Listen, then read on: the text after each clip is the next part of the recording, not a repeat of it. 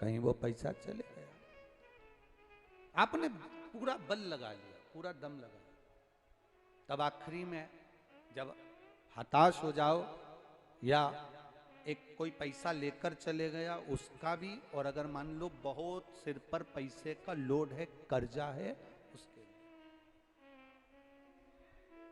अगर मान लो सिर पर कर्जा भी बहुत ज्यादा है, कोई पैसा आपका किसी को देना है और वो बहुत परेशान कर रहा है, धन दीजिए, हमारा पैसा दीजिए, हमारा पैसा दीजिए, हमारा पैसा दीजिए, तो ये दोनों के लिए सर्वश्रेष्ठ है।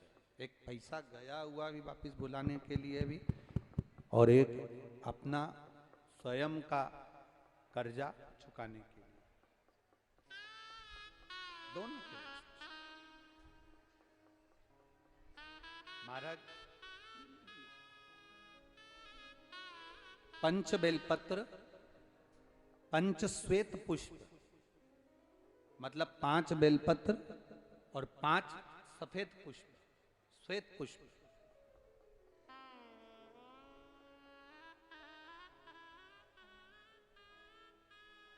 पंच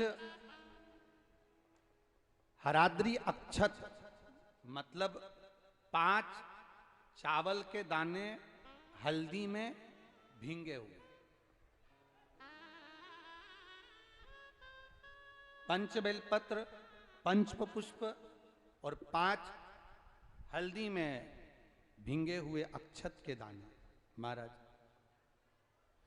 एकांतेश्वर महादेव, एकांत में कोई शिवलिंग हो तो, और अगर एकांत में शिवलिंग ना मिले और कोई शिवरात्रि आपके मध्य में आ रही हो, महाराज हर महीने शिवरात्रि आती है और महीने की शिवरात्रि पड़ रही हो और आपको एकांतेश्वर शिवलिंग भी नहीं मिल रहा, एकांत का कोई शिवलिंग नहीं मिल रहा, तो एकांत में कहीं जाकर एकांत के अंदर किसी मिट्टी का ही शिवलिंग का निर्माण कर कर ये 5 बेलपत्र, 5 श्वेत पुष्प, 5 हल्दी के चावल बाबा को अभिषेक पूजन करने के बाद धीरे धीरे समर्पित करें। क्रम क्या है?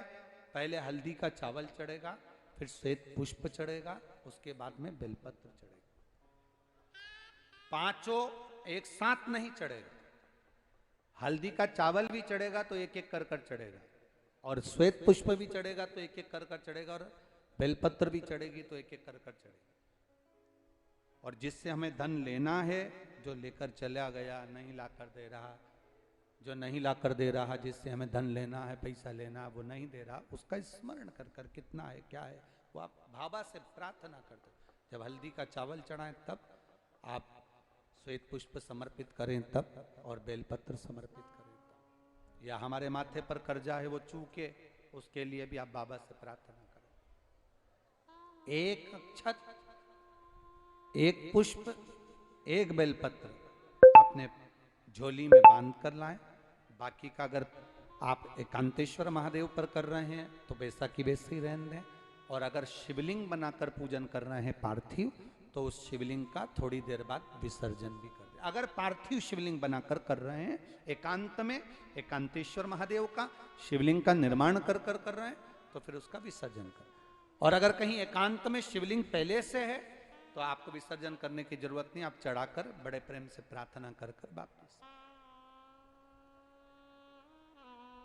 एकांतेश्वर शिवलिंग एक ऐसा होता है जो हमको बहुत सुख का अनुभव कराता है, बहुत सुख।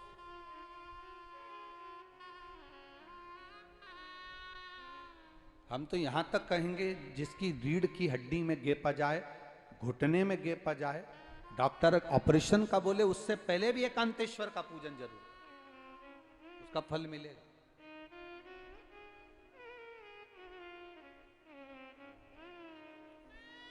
एकांतेश्वर महादेव सुख प्रदान करते हैं, आनंद देते हैं। बोले एकांतेश्वर महादेव की, वो सुख का अनुभव करा देते। रावण क्या करता था?